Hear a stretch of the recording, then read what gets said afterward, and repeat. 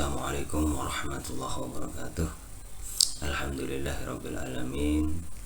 Wassalatu wassalamu ala asrofil anbiya'i wal mursalin sayyidina wa maulana Muhammadin wa ala alihi wa ashabihi mujahidin fi sabilillahi ajma'in, amma ba'du.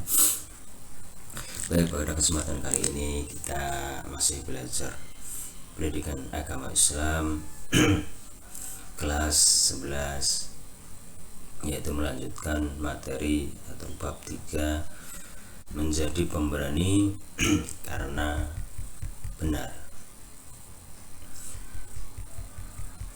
Baik, tentunya sebelum kita belajar lebih jauh atau Pak Guru menjelaskan materinya, mari kita awali pembelajaran kali ini dengan doa. A'udzubillahi minasyaitonirrajim. Bismillahirrahmanirrahim. Raditu billahi rabba wa bil islami dina wa bi Muhammadin nabiyya wa rasula. Rabbi zidni ilman nafi'a wa amalan mutaqabbala wa rizqan halalan thayyiba. Amin ya rabbal alamin. Suaranya Pak Guru agak agak berat karena lagi mengalami kondisi batuk pilek, tapi insyaallah bisa didengarkan dengan jelas lah. Baik, kita lanjut. Menjadi pemberani karena benar. Agama Islam mengajarkan kebenaran, kejujuran. Makanya Rasulullah mempunyai julukan atau sifat Rasul Allah, yaitu syidik, membenarkan. Kemudian juga amanah atau al-amin, yang berarti jujur, ya. Orang yang berlaku jujur insyaallah selalu dalam kebenaran.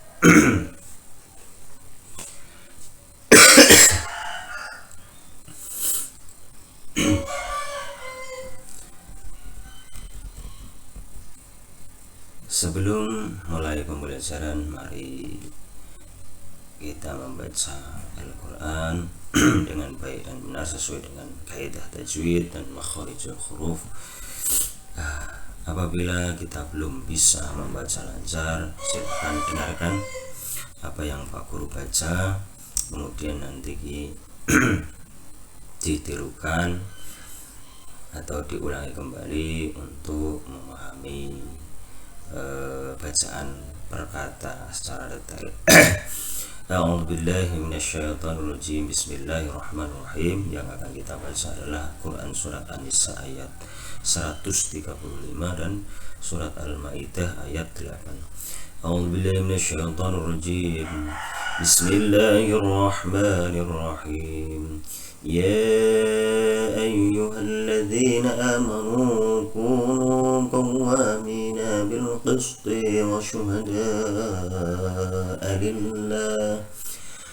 شهداء لله ولو على أنفسكم أو الوالدين والأقربين إن يكن غنيا أو فقيرا فالله أولى بهما فلا تتبعوا الهوى أن تعتلوا وإن تلووا أو تعرضوا فإن الله كان بما تعملون خبيرا. يا أيها الذين آمنوا كونوا قوامين لله شهداء بالقسط ولا يجرمنكم سنآن قوم على ألا تعدلوا اعدلوا هو أقرب للتقوى واتقوا الله إن الله خبير بما تعملون. Sadaqallahul Adzim. Bisa diulang-ulang, kalaupun bacaannya kurang jelas, jadi bisa diulang-ulang apa yang telah dibaca waktu. Baik, kita masuk dalam pengertian berani karena benar. Struktur pembelajaran yang pertama adalah pengertian Berani itu artinya dalam bahasa Arab adalah sajah. Kemudian macam-macam atau pembagian sajah. Yang ketiga adalah keterkaitan sajah dengan kejujuran. Berani ya, keterkaitan berani dengan kejujuran. Kemudian yang keempat adalah penerapan sajah atau penerapan keberanian kita. Jadi tidak asal berani baru kita salah langsung menentang, ngajak dan lain sebagainya. Jadi kita artinya berani melangkah karena benar, jangan sembarang. Tujuan pembelajaran ya pada materi ini, siswa diharapkan memiliki karakter yang pertama adalah religius ya, dan mengaitkan keberanian ini dalam kehidupan beragama. Kemudian menerapkan kebenaran sesuai dengan kejujuran terhadap lingkungan atau peduli lingkungan. Kemudian juga peduli sosial ya. Yang keempat adalah mempunyai tanggung jawab. Ketika kita berani dalam membela kebenaran, maka kita bertanggung jawab untuk menyampaikan itu.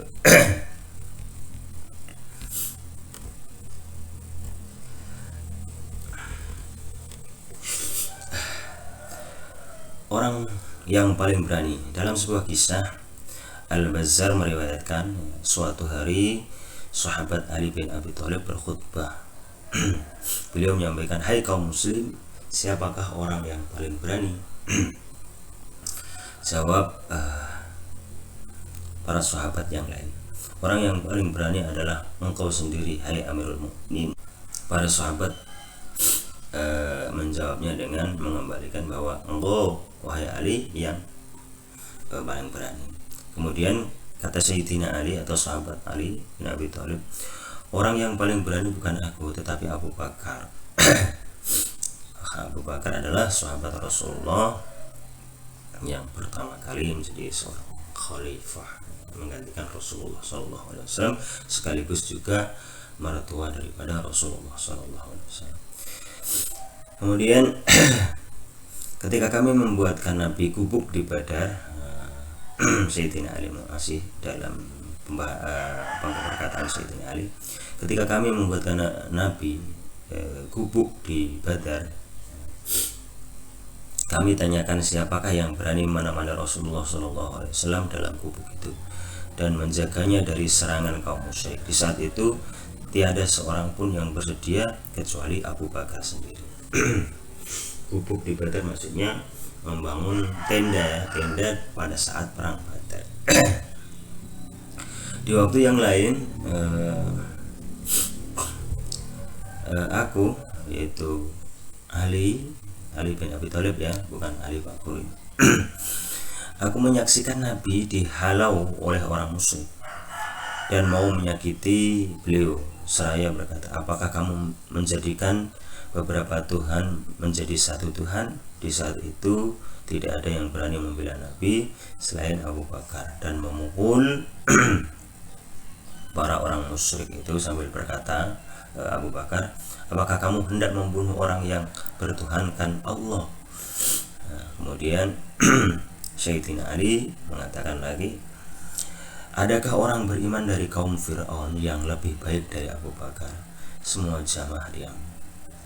Kemudian sahabat Ali pun menjawab pada perkataan selanjutnya, "Abu Bakarlah yang lebih baik dibanding mereka, walaupun mereka memiliki 10 dunia, karena orang beriman dari kaum Fir'aun menyembunyikan imannya, sedangkan Abu Bakar menyiarkan imannya."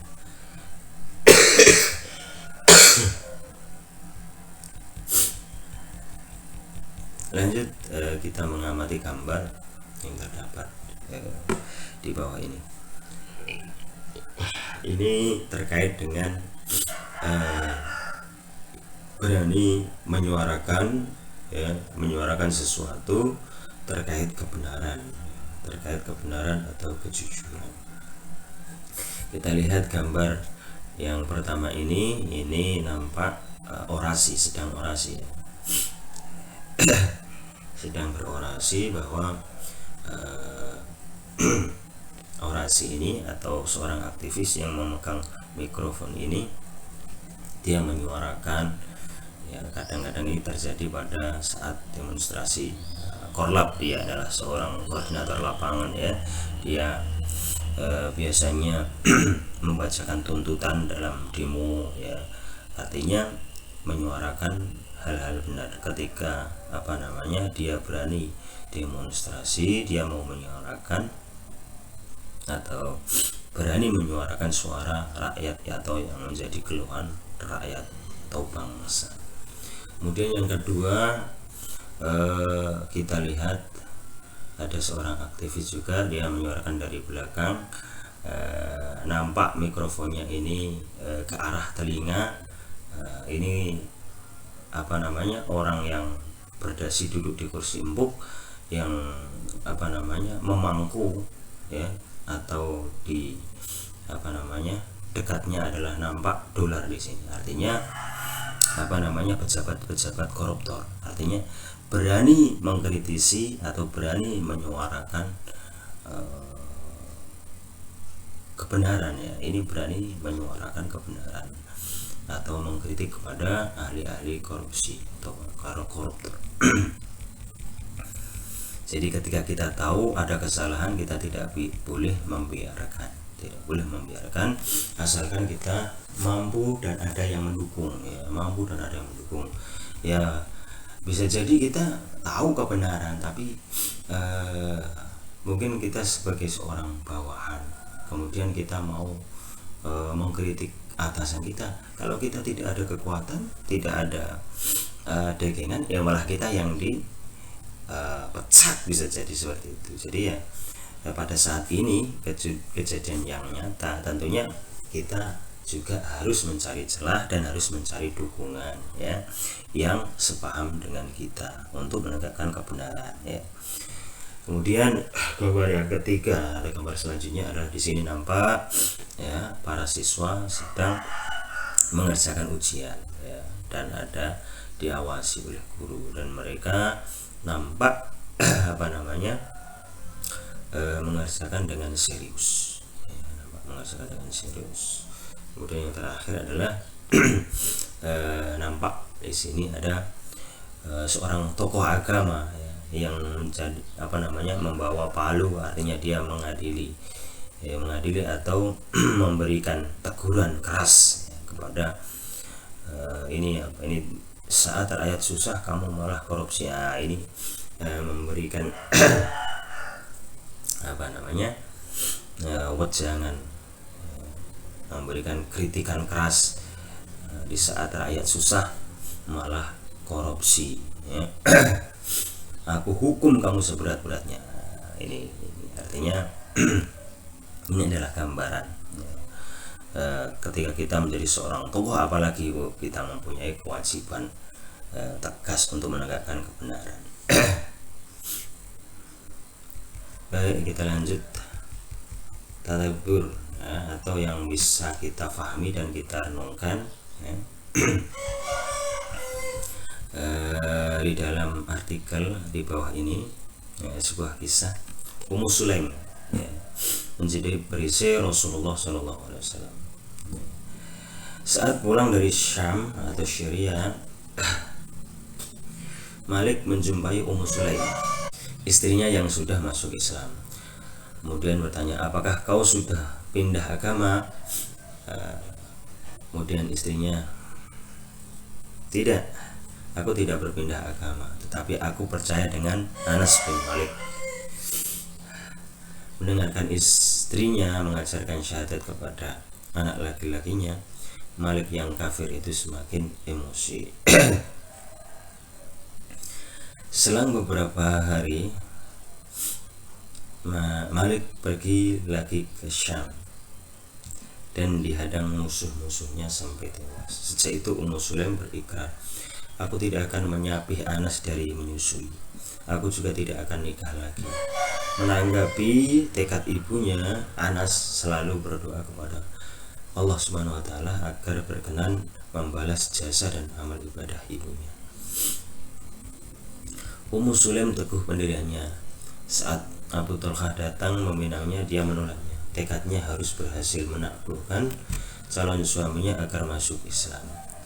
Abu Talhah, aku sungguh mencintaimu, kata Abu Talhah. Hanya sayang kau masih bukan kata Abu Talhah ya, ini kata dari Ummu Sulaim. Ya, Ummu Sulaim itu istrinya Malik bin Malik ya. Malik ini adalah bapaknya sahabat Anas. Anas bin Malik. Anas ini adalah sahabat Nabi. Sahabat Nabi tergolong kaum muda yang cerdas, yang banyak menghafalkan hadis. Itu Anas bin Malik ya, salah satunya sahabat Nabi yang muda dan cerdas, banyak menghafalkan hadis. Kemudian Ummu Sulaim mengatakan kepada Abu Talhah, aku sungguh mencintaimu, hanya sayang kau masih kafir, sedang aku ini adalah muslimah. Jika kamu masuk Islam, aku tidak keberatan menerima lamaranmu. Aku tidak akan menuntut emas kawin kecuali keislamanmu. Nah, di sini terdapat juga kata saja'ah, artinya Ummu Sulaim tidak tegas-tegasan memaksa, tetapi beliau memakai kata sapaan atau sindiran ya kepada Abu Talhah. Jadi ketika Abu Talhah sepeninggalnya Malik atau mantan suaminya Ummu Sulaim berjanji mau menjanda saja, tidak mau menikah ya, kecuali ya memang bertemu sama orang yang seiman. Sehingga datang Abu Talhah, orang yang belum beriman, dia masih kafir, dia mau melamar, akan tetapi Ummu Sulaim mengatakan dengan lembut, artinya tidak memaksa, sebetulnya saya suka sama kamu, saya mau menerima kamu, tetapi sayangnya kamu masih kafir, bahasanya lembut. Kemudian Ummu Sulaim, aku tidak akan menuntut emas kawin kecuali keislamanmu. Beliau sampaikan bahwa aku tidak minta banyak, tidak minta lamaran, tidak minta panaik ya, minta segala banyak segala macam emas atau uang, kecuali kamu mau Islam katanya. Kemudian Abu Talhah tentu kecewa dan meninggalkan Ummu Sulaim. Namun karena sudah terlanjur cinta, dia datang kembali di kesempatan yang lain. Namun Ummu Sulaim tetap pantang menyerah ya, tetap menolaknya. Kemudian mengatakan Ummu Sulaim, Abu Talhah, apakah anda tidak malu menyembah kayu? Katanya. Mendengar ucapan itu, Abu Talhah menjadi sadar, insaf, serta berikrar bersyahadat memeluk Islam. Mendengar ucapan itu, Ummu Sulaim segera memanggil anaknya Anas bin Malik. Wahai Anas, kawinkan aku dengan Abu Talhah. Jadi ibunya mau nikah, anaknya jadi ini jadi walinya ya. Apakah bisa Pak? Bisa. Adik bisa, anak kandung bisa ya. Kenapa tidak kakaknya Ummu Sulaim atau adiknya Ummu Sulaim? Ya mungkin kakaknya Ummu Sulaim sama adiknya Ummu Sulaim masih kafir, bisa jadi. Kalau kafir tidak bisa menjadi wali. Walaupun dia masih punya bapak, kalau bapaknya kafir juga tidak bisa. Yang berhak adalah yang seiman, orang yang nasabnya sama, artinya anaknya, adiknya, kakaknya, omnya, bapaknya, kalau sama-sama iman bisa menjadi wali nikah.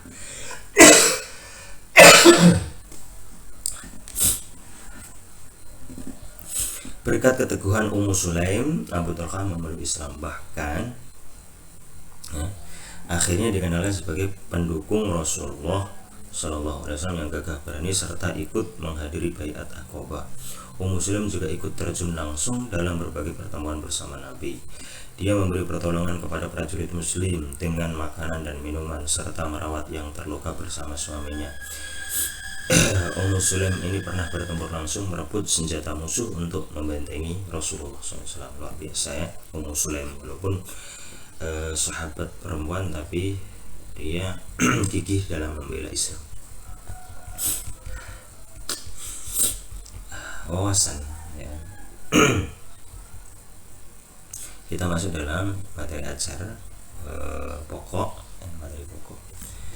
Saja'ah untuk kejujuran, artinya keberanian untuk jujur. atau keberanian dalam kejujuran. Akhlak mulia harus dimiliki oleh setiap muslim, ya, yakni saja'ah, keberanian. Ditinjau dari makna, ia memiliki arti, ya, nyata atau jelas kekuatan, keberanian, tekun, kegagahan, kekuatan hati, ya, menghadapi keputusasaan, tenang, sabar, mampu menguasai diri atau mengendalikan diri. Itu adalah tingkatan makna atau sinonim arti daripada saja'ah itu sendiri. Adapun makna secara istilah saja'ah adalah kemampuan menundukkan jiwa agar tetap tegar, agar tetap teguh, tetap maju saat berhadapan dengan problematika hidup, ya. Jadi kita sebagai seorang muslim, seorang yang beriman, kita harus menjadi pribadi yang tangguh. Tidak boleh kita mudah berputus asa, menyerah begitu saja. Seperti contohnya tadi Sulaim, ya, beberapa kali didatangi oleh Abu Talhah, tetap dia bersikukuh tidak mau dengan alasan tidak seiman, sehingga Abu Talhah mau berikrar bersyahadat mengikuti Sulaim, sehingga Sulaim menerima lamarannya. Itu artinya perjuangan, semua itu membutuhkan perjuangan. Oke. Berdasarkan pengertian tersebut, saja'ah mencakup kekuatan akal sehat, mengendalikan nafsu agar tidak berbuat kemauan nafsunya saja, ya. Harus dia benar-benar dipikir matang-matang, tadi yang Pak Guru sampaikan. Jadi harus ada perhitungan, penuh dengan perhitungan ketika kita mau bersuara, mau menyuarakan atau membela kebenaran. Tentunya kita harus ada dasarnya, harus ada pendukungnya, sehingga kita tidak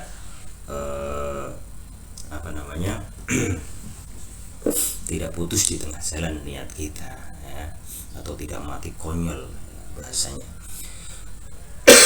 Makna lainnya adalah saja'ah adalah berani karena benar dan berani membela kebenaran, ya.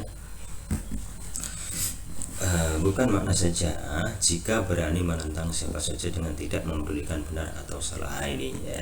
Jadi harus memperhitungkan. Kalau kita maju melangkah harus tahu kebenaran yang sesungguhnya. Jangan asal mudah terhasut atau mudah terprovokasi, ayo. Kita tidak tahu pokok permasalahan, ini tidak boleh, ya. Tidak boleh mudah terprovokasi. Antonim atau lawan daripada saja'ah atau yaitu al-jubn, ya, al-jubnun.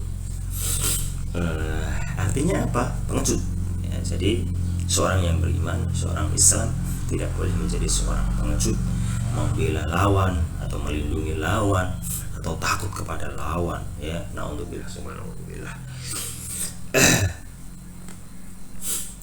Kita lanjut di paragraf selanjutnya. Penakut adalah sifat tercela, sifat orang-orang yang tidak dibenarkan, ya, kecuali sifat takut kepada Allah, ya. Sifat takut kepada Allah Subhanahu wa taala itu harus, ya. Tapi kalau kita takut kepada manusia, itu kita bisa disebut pengecut, ya.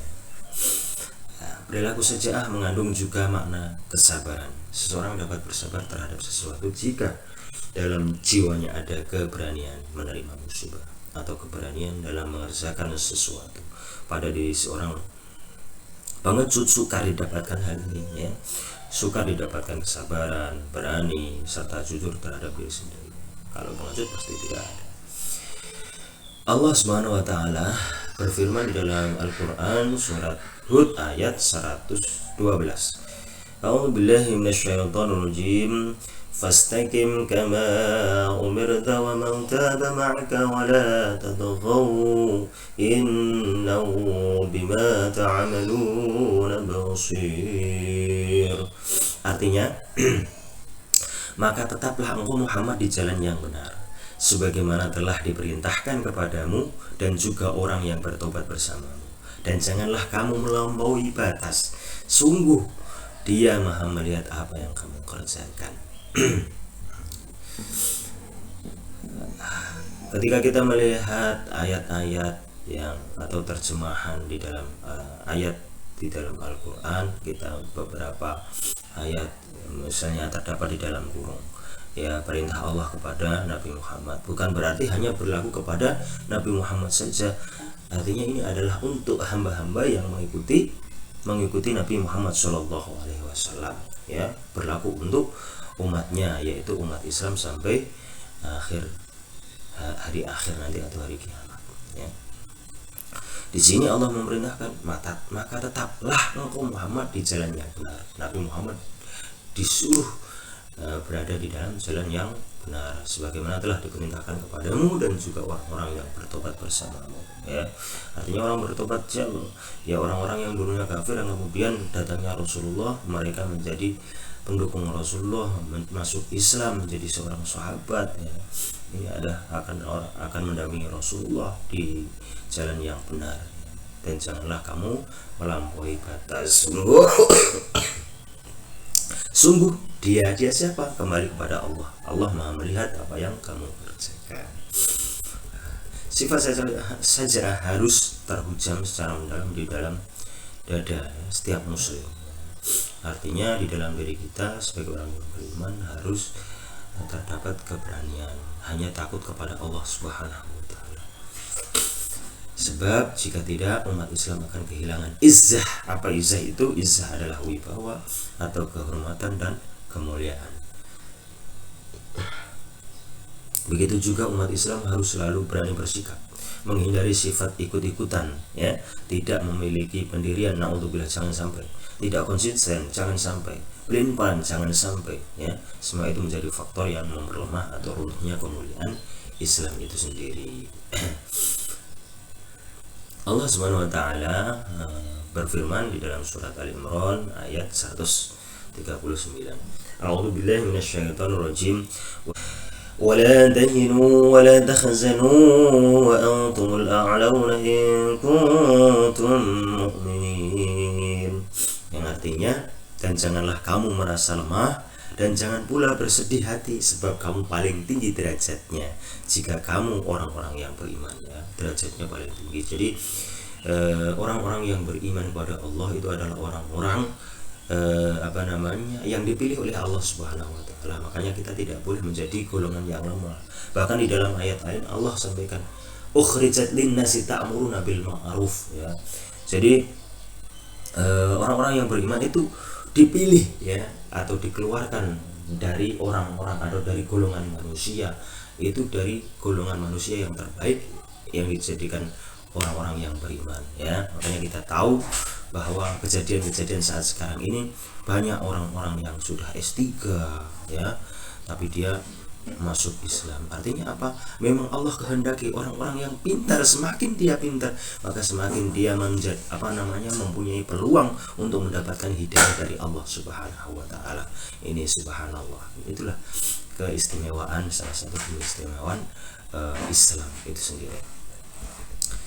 Perwujudan atau pengaplikasian sikap sejarah kita. Bagaimana sikap kita dalam kehidupan? Tentu amatlah banyak, apalagi jika dikaitkan dengan ikhtiar, ya, usaha memenangkan percaturan hidup muslim di tengah gempuran tantangan dan cobaan dunia, ya, yang sifatnya global seperti sekarang ini. Banyak godaan, ya, bukan godaan yang dalam sosial saja, tetapi juga godaan banyak, ya, melalui IT, ya, teknologi yang sekarang ini. Jangan dianggap HP, jangan dianggap internet itu adalah hanya sisi kemajuan saja, tetapi juga di baliknya dia ada sisi negatifnya kalau kita tidak pandai, ya, tidak pandai dalam memakai fasilitas digital sekarang ini, ya. Bisa jadi kita suka melakukan maksiat dengan HP yang canggih, atau suka main game lupa sholat dan lain sebagainya. Ini juga jangan sampai kita terperangkap dengan hal-hal baru atau teknologi yang ada. Penerapan saja itu bisa bermacam-macam sesuai dengan profesi masing-masing, ya. Hanya yang menjadi kesadaran bersama, setiap muslim harus terus memompa semangatnya, ya, harus termotivasi dalam hidupnya, tidak boleh kendor apalagi melemah. Hal yang terakhir ini jika terjadi tentu tidak menambah optimisme, ya. Kalau kita misalnya mudah lemah, ya, udah kendor, semangat hilang ya.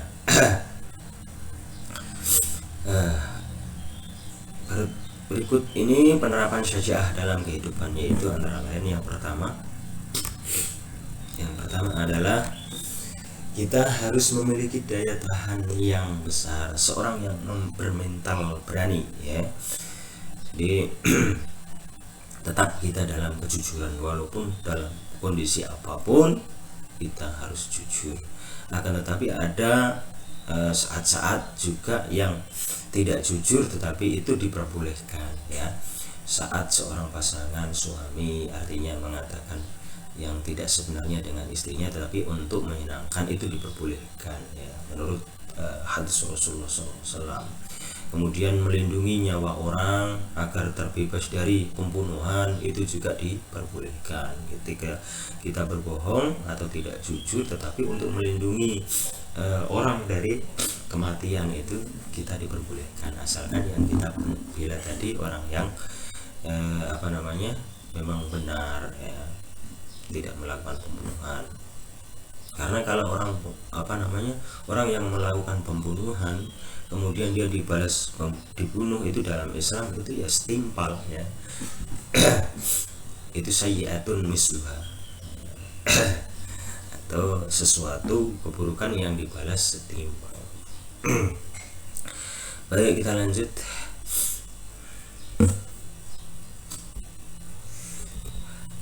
Yang kedua, terus terang dalam menyampaikan kebaikan ya, atau menyampaikan kebenaran. Rasulullah dalam sabdanya beliau pernah sampaikan, "Qulil haqqo walau kana muran." Ya, artinya katakanlah kebenaran itu meskipun terasa pahit ya. Hadis riwayat Imam Baihaqi dari dalam kitab Syu'abul Iman halaman 4737. Jadi katakan kebenaran itu meskipun terasa pahit.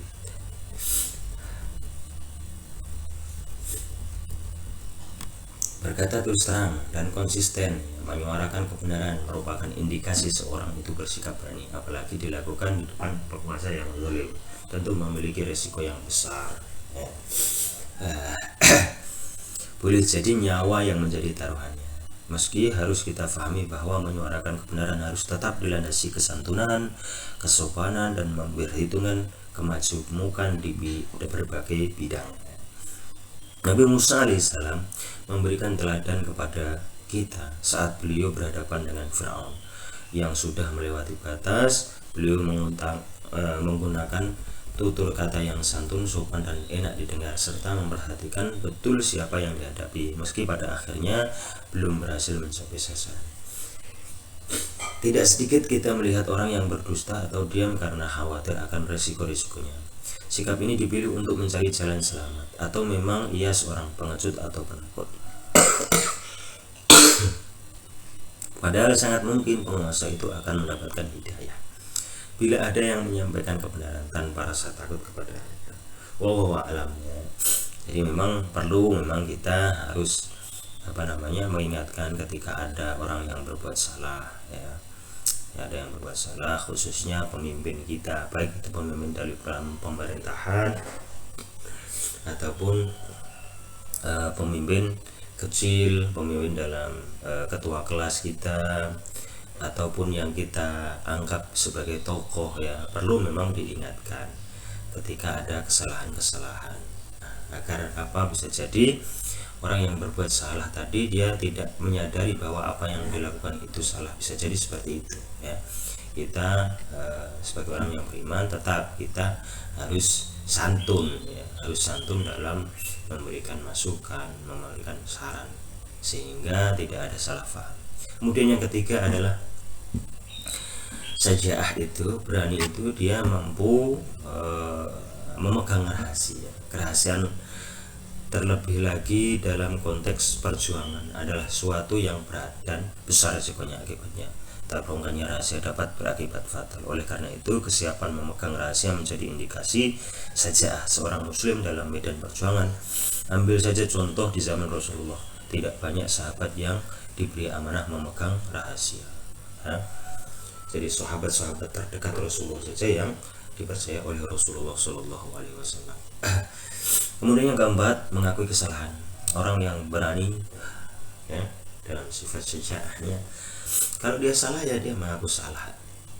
Kalau dia khilaf, mengaku khilaf. Jadi tidak menganggap bahwa sudah menjadi seorang pemimpin baru dia menganggap bahwa apa yang diperbuatnya selalu benar. Itu tidak mungkin, ya, dan tidak akan pernah terjadi, karena sifat manusia itu tempat salah dan khilaf, ya. Al insanu makhlul khata' wan nisyan. Artinya manusia itu tempatnya salah dan lupa. Kenapa? Karena memang kita diberikan jatah, diberikan keterbatasan berpikir, diberikan batasan dalam mengingat sesuatu, sehingga kita, ya, lumrah seorang manusia kalau misalnya ada lupanya, tapi tidak selalu lupa. Kalau sudah selalu lupa itu bisa jadi amnesia, ya. Naudzubillah min dzalik. Baik, kita lanjut, ya.